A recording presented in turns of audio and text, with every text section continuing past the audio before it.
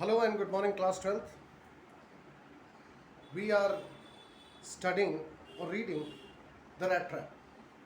Rat Trap का बच्चों मैंने थीम बताया था आपको कि the essential goodness in a human can be awakened through understanding and love.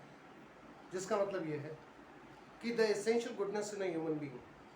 Essential goodness means the goodness is within a human being. यानी कि अच्छाई इंसान में होती है, लेकिन इट कैन बी अवेकन्ड यानी कि इसको जगाया जा सकता है थ्रू अंडरस्टैंडिंग एंड लव, समझ और प्यार के साथ। ये थीम फिर मैं आखिर में आपको समझाऊंगा कि कैसे ये थीम जो है इसमें अप्लाई हुआ इस स्टोरी में। आपने देखा कि शुरुआत में हम ये समझते हैं कि रैट ट्रैप जो सेलर है वो स्मॉल रैट ट्रैप्स बनाता है और बेचता है तारों से बने हुए रैट ट्रैप्स को।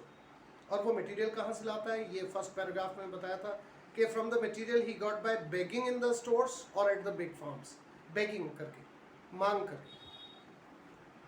But even so the business was not specially profitable ये बिजनेस फिर भी नहीं था, क्योंकि ये बड़ी इसेंशियल कमोडिटी नहीं थी, बहुत ज़रूरत की चीज़ नहीं थी।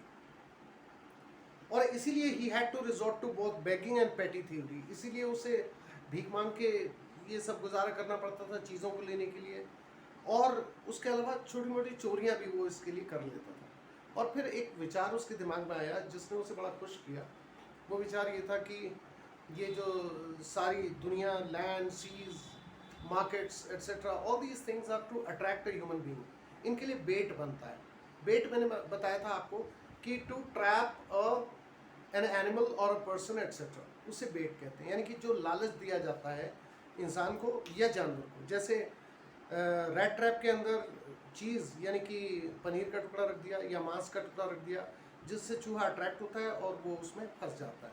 इसी तरह से इंसान भी, ये जितनी भी यहाँ वेल्थ वगैरह दी गई है उसमें इंसान फंस जाता है, ऐसा शुरुआत में ही बताया गया है।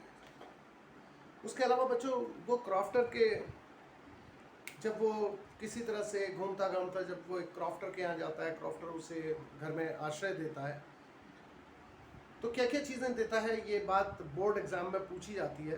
तो he was happy to get someone to talk to, यानी कि क्रॉफ्टर तो इस बात के लिए खुश था कि उसे आज कोई ऐसा इंसान मिला है to whom he can talk, to with whom he can share his feelings, जिससे वो शेयर कर सकता है अपनी फीलिंग्स। और उसने क्या क्या ऑफर किया, एक तो porridge pot on the fire, यानी कि पॉरेज ऑफर किया। मैंने बताया था आपको, दलिया समझ लीजिए, हलवा समझ लीजिए, चाहे सत्तू इज़ द राइट एग्जाम्पल। फिर उसके बाद carved off such a big slice from tobacco roll में से काट के उसने टोबैको दिया और अपने और उसके दोनों के लिए टोबैको निकाला। उसके अलावा तीसरा फेवर उसने ये किया कि पैक ऑफ कार्ड्स, उसके साथ रात सोने तक उसने कार्ड्स खेले। और इतना ही नहीं, उसने अपने कॉन्फिडेंसेस भी शेयर करे, यानी कि अपने दिल की बातें भी उससे शेयर करी। ये हमने पहले पढ़ा। उसके अलावा जब वो सुबह को चला जाता है वहाँ से, तो जाता नहीं है बल्कि लौट के आ जाता है। और ये भी इंपॉर्टेंट एरिया है, इसको आप अंडरलाइन कर सकते हैं कि he only went up to the window, smashed a pane, यानी कि उसका एक शीशा तोड़ा, स्टक इन हिज हैंड, हाथ अंदर डाला, और he got hold of the pouch with the 30 करोनर, जो 30 करोनर बिल्स उसने कमाए थे दूध से, उनको उसने अपने कब्जे में ले लिया। He took the money and thrust it into his own pocket, अब लिया और अपने जेब में ठूस लिया पैसों को। Then he hung the leather pouch very carefully back in its place and went away, और उसके बाद उस लेदर पाउच को वहीं वापस रख दिया कील पे, और उसके बाद अपने रास्ते चल दिए। इतना हम पढ़ चुके थे। Now see, as he walked along with the money in his pocket he felt quite pleased, जब वो पैसे लेके जा रहा था उससे बड़ी दिल में खुशी हुई। विद हिज स्मार्टनेस, उसने सोचा I have played a smart game, मैंने बहुत अच्छा गेम खेला, मैं बड़ा स्मार्ट निकला, मैंने पैसे चुरा लिए। He realized of course that at first he dared not continue on the public highway.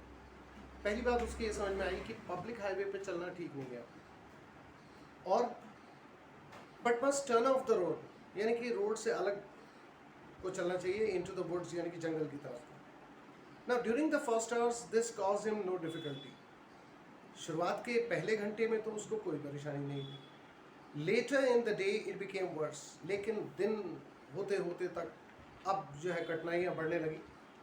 For it was a big and confusing forest, बहुत बड़ा और कंफ्यूज करने वाला फॉरेस्ट था। विच ही हैड गॉटन इनटू, यानी कि वेयर ही हैड एंटर्ड, जहाँ वो जा चुका था. Where he had gotten into, ये पुरानी अंग्रेजी इस्तेमाल करिए, तो वेयर ही हैड एंटर्ड, जहाँ वो जा चुका था. He tried to be sure, उसने ये कोशिश करी ये बात को एश्योर करने की, to walk in a definite direction, उसने सोचा एक ही डायरेक्शन में चलता जाऊंगा तो कहीं निकलूंगा. But the paths twisted back and forth so strangely, लेकिन जो रास्ते थे वो कभी आगे कभी पीछे कभी घुमावदार, मीन्स zigzag वे था. He walked and walked without coming to an end of the wood. वो चलता रहा लेकिन जंगल का कहीं अंत नहीं आ रहा था. And finally he realized that he had only been walking around in the same part of the forest. और आखिर में उसे ये बात पता लगी कि वो तो एक ही जगह पे जंगल में घूम घूम के वहीं पर आ रहा था. All at once he recalled his thoughts. अचानक उसको अपने विचार याद आ गए. About the world and the rat trap. जो वो सोचता था कि ये दुनिया में जितने भी अट्रैक्शंस हैं वो आदमी को फंसाने के लिए, और अब वो सोचने लगा now his own turn had come, कि उसकी अपनी बारी अब आ चुकी है. He had let himself be fooled by a bait. वो भी एक बेट के द्वारा फूल बन गया, यानी कि उसके लिए भी वो जो पैसों की थैली थी वो एक बेट बन गई. जैसे चूहे के लिए मांस का टुकड़ा या पनीर का टुकड़ा बेट बन जाता है, ठीक उसी तरह से उसके लिए वो थैली जो है वो बेट बन गई. और he had let himself be fooled by a bait and had been caught, और अब वो पकड़ा जा चुका है. The whole forest, पूरा जो फॉरेस्ट है, with its trunks and branches, its thickets में झाड़ियाँ, and fallen logs, और जो कटे हुए पेड़ थे वहाँ रखे थे, closed in upon him, ऐसा लग रहा था जैसे वो सब एक साथ उसके पास आ गए हों. Like an impenetrable prison. Impenetrable means which cannot be penetrated, which cannot be broken, जिसको penetrate नहीं किया जा सकता, जिसको तोड़ा नहीं जा सकता. Impenetrable.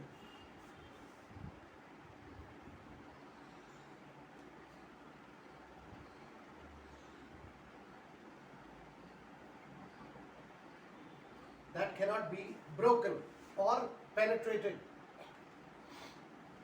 तो impenetrable prison की तरह, prison माने jail, from which he could never escape, जहाँ से वो बच नहीं सकता था. Escape means he could not save himself from there. It was late in December, यानी कि दिसंबर का आखिरी समय था. Darkness was already descending over the forest. अंधेरा घिर घिर के आ रहा था फॉरेस्ट पर.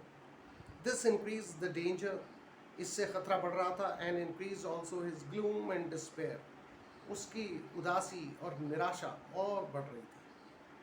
बच्चों, ग्लूम एंड डिस्पेयर, हालांकि दोनों के मायने एक ही हैं. ग्लूम भी सैडनेस है, सॉरो है. ग्लूम ऑल्सो इज सैडनेस और सॉरो, और despair is also the same, यानी कि डिजेक्शन, मोरोजनेस, डिसअपॉइंटमेंट, यानी कि उसको निराशा हो रही थी, घोर निराशा. Finally he saw no way out, उसको कोई रास्ता नजर नहीं आ रहा था. And he sank down on the ground, वो ज़मीन में ही फिर ज़मीन के करीब आ गया. टायर्ड टू डेथ, यानी कि इतना थक गया कि बस घुटनों पर आके ज़मीन में लेट ही गया. Thinking that his last moment had come, और वो समझ गया कि अब शायद आखिरी वक्त आ गया है, यानी कि दुनिया को अलविदा कहने का. But just as he laid his head on the ground, लेकिन जैसे ही उसका सर जो है ग्राउंड पर पड़ा, ही हर्ड अ साउंड, उसे एक साउंड सुनाई दी. A hard regular thumping. Thumping means जैसे लोहे की चोटें मार रहे हो जोर से, bang bang bang bang, the thumping sound. There was no doubt as to what that was. उसको कोई डाउट नहीं था इस बारे में कि ये क्या चीज़ है आखिर. He raised himself, उसने अपने आप को ऊपर उठाया, खड़े हुआ. Those are the hammer strokes from the iron mill. वो समझ गया कि ये जो हथौड़ों की चोटें हैं ये हैमर स्ट्रोक्स हैं. हैमर मीन्स हथौड़ा, और स्ट्रोक्स यानी कि उसकी पीटने की आवाज़ है. The beating of the hammer, और ये आयरन मिल से आ रही है, यानी कि लोहे की यहाँ फैक्ट्री की मिल है.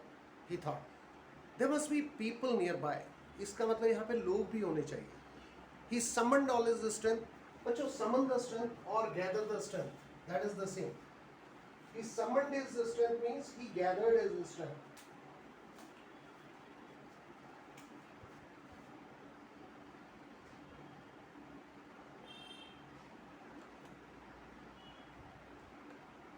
समन द स्ट्रेंथ मीन्स होता है टू गैदर strength, यानी कि he gathered his strength, and what did he do? Got up and staggered in the direction. Stagger means unable to walk properly. Stagger.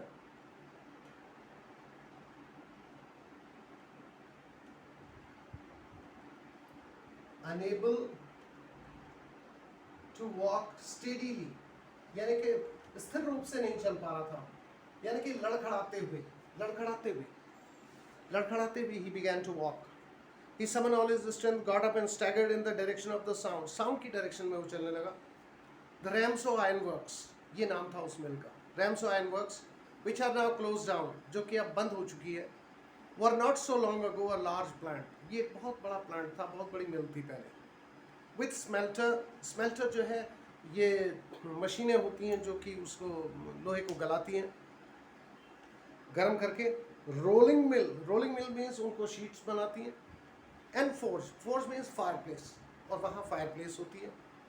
In the summer time, गर्मियों के दिनों में, long lines of heavily loaded barges, long line of heavily loaded, यानी बहुत भारी सामान लदा हुआ, ऐसी बार्जेस बच्चों कहते हैं.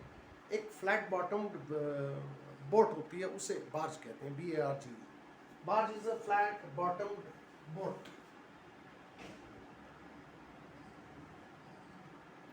A large flat bottomed boat होती है. तो ऐसी बार्जेस में लद के, and scows slid down the canal. Scows are also the boats only, flat bottom. वो कैनाल में माल जाता था, which led to a large inland lake. और जहाँ से वो एक inland lake में समुद्र से अंदर को आके झील बनी हो, वहाँ तक जाता था.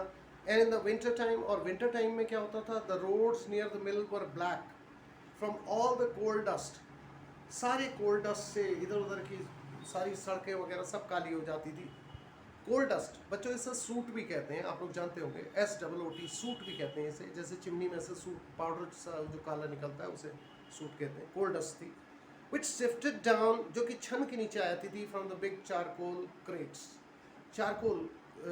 क्रेट्स में से. क्रेट्स होती हैं जिसमें जैसे अंडे की भी क्रेट आपने देखी होगी, ऐसी चारकोल. यहाँ पर कोल से अर्थ ज़्यादा है, हालांकि चारकोल भी कोल और विटामिन वगैरह से मिलकर ही बनता है. During one of the long dark evenings, एक लंबी अंधेरी रात के दौरान, शाम के दौरान, just before Christmas, the master smith and his helper sat in the dark forge. यानी कि एक अंधेरी सी फायरप्लेस पर वो लोग बैठे हुए थे. एक मास्टर स्मिथ था, उसके साथ उसका एक हेल्पर था. नियर द फर्नेस वो होता है जहाँ कोयला, मतलब बहुत सारा कोयला होता है और वहाँ वो चीज़ें लोहे को गर्म करने के लिए डाला जाता है उसमें. Waiting for the pig iron जो है कच्चा लोहा जो है वो जो अंदर उसके गर्म करने के लिए डाला जाता है. Which had been put in the fire, जो कि फायर के अंदर डाला गया था. To be ready to put on the anvil. बच्चों एनविल वो होता है, एक फ्रेम होता है.